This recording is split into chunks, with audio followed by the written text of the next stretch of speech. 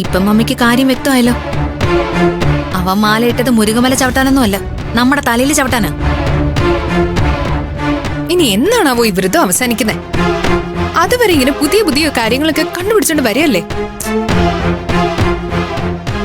അവൾ എന്താ ആന്റി കരുതിയിരിക്കുന്നത്? ഇതവളുടെ നാട്ടുപുറമെന്നോ?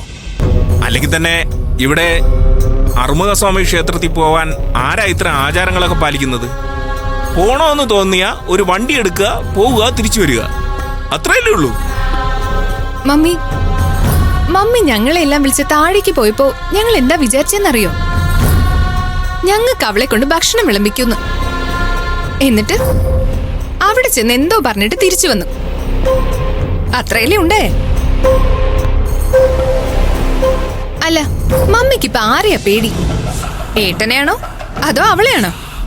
അതോ ഇനി അറുമുഖസ്വാമിയാണോ? നാണം കെട്ട് മതിയായി. മുമ്പ് നമ്മളെ കൊണ്ട് നടക്കാത്തത് ആന്റിയെ കൊണ്ട് നടക്കുമെന്ന് വിശ്വാസം ഉണ്ടായിരുന്നു. ഇപ്പൊ അതും പോയില്ല. ഞാൻ നിങ്ങളോട് വ്യക്തമായിട്ടൊരു കാര്യം പറഞ്ഞല്ലോ. അവൻ മല ചവിട്ടുന്നത് എനിക്ക് സന്തോഷമുള്ള കാര്യം തന്നെയാ. അതിനുവേണ്ടി അവ എടുക്കുന്ന വ്രതങ്ങൾ നമ്മൾ സഹിച്ചേ പറ്റൂ. കുറച്ചു ബുദ്ധിമുട്ടൊക്കെ ഉണ്ടാവും, പക്ഷേ സഹിക്കണം. അത് അവന്റെ നന്മയെ കരുതിയ.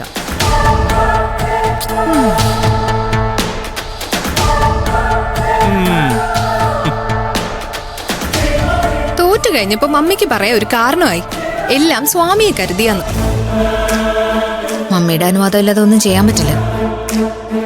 അല്ലെങ്കിൽ കാണിച്ചു കൊടുക്കായിരുന്നു. ചേച്ചി എന്ത് ചെയ്യുമായിരുന്നു? അല്ല, ചെയ്ത് കൂട്ടിയതൊക്കെ ഒരിടത്തും എത്താതെ അവസാനിച്ചില്ലേ? എന്നിട്ട് മതിയായില്ലേ വീരവാദം പറിച്ചില്ലേ? എന്നാ നീ ചെയ്ത് കാണിക്ക്. നീ വലിയ മിടിക്കാണല്ലോ. നിങ്ങൾ എന്തായി കാണിക്കുന്നേ? ഇതിന്റെ പേരിൽ നിങ്ങൾ തമ്മിൽ തല്ലിയാൽ അവര് ജയിച്ചു എന്നല്ലേ അതിന്റെ അർത്ഥം? ഇനിയുള്ള ദിവസങ്ങളിൽ നമുക്ക് ഒരു കാര്യം ചെയ്യണം. അവര് ഭക്ഷണം കഴിച്ചതിന് ശേഷം നമുക്ക് നാണം കെട്ട് ഭക്ഷണം കഴിക്കാൻ പോവാം. വെറുതെ ആദ്യം ചെന്ന് നാണം കെടേണ്ട കാര്യമുണ്ടോ? അവൻ മുരുകമല ചവിട്ടി തിരിച്ചെത്തട്ടെ. എന്നിട്ട് മമ്മിയോട് പറഞ്ഞു എല്ലാ കണക്കും തീർക്കണം.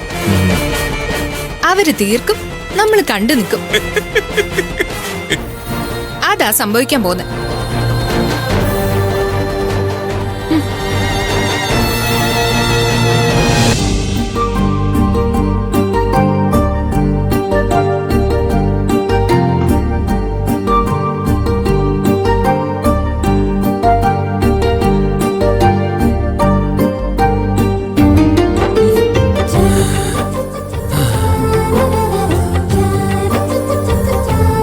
പച്ചവെള്ളത്തിലുള്ള കുളി, നിലത്തിരുന്നുള്ള ഭക്ഷണം കഴിപ്പ്, എന്തൊരു ക്ഷീണം എൻ്റെ അമ്മേ. ഇനിയൊന്ന് നന്നായിട്ട് ഉറങ്ങണം. സ്വാമി, ആചാരം അനുസരിച്ചാണെങ്കിൽ കട്ടിലിൽ കിടന്നുകൂടാ. അല്ല, നിർബന്ധമൊന്നുമില്ല. നിലത്ത് പാവരിച്ച് കിടക്കണമെന്നാ പഴമക്കാരൊക്കെ പറയുന്നത്. നിലത്തോ? യതീന്ദ്രൻ സാറ് പറഞ്ഞത് കേട്ടില്ലേ? മനുഷ്യന് അവന്റെ ആഡംബരങ്ങളോടും അഹങ്കാരങ്ങളോടും ഒക്കെ വിട പറയാൻ കിട്ടുന്ന ഒരു അവസരമാണ്. വേണമെങ്കിൽ ഉപയോഗിക്കാം, അല്ലെങ്കിൽ പഴയതുപോലെ തന്നെ കിടക്കാം. എല്ലാം സ്വാമിയുടെ ഇഷ്ടം. കൊള്ളാം, പറയേണ്ട കാര്യങ്ങളൊക്കെ പറയുകയും ചെയ്യും. എന്നിട്ട് ഞാനൊന്നും അറിഞ്ഞില്ല എന്നുള്ള മട്ടും. ശരി, എന്തായാലും തീരുമാനിച്ചതല്ലേ, തറയെ തന്നെ കടന്നോളാം. ഇനി അതിന്റെ പേരിൽ അനുഗ്രഹത്തിന് കുറവൊന്നും വേണ്ട. അല്ല, സ്വാമിയെ കൊണ്ട് പറ്റുന്നില്ലെങ്കിൽ കട്ടിലിൽ കിടന്നോ. ഇത്രയൊക്കെ എന്നെ കൊണ്ട് പറ്റുന്നുണ്ടല്ലോ, എന്നൊരു ദിവസം കിടന്നു നോക്കട്ടെ. എന്നാ സ്വാമി ഇവിടേക്ക് കിടന്നു. ആയിക്കോട്ടെ.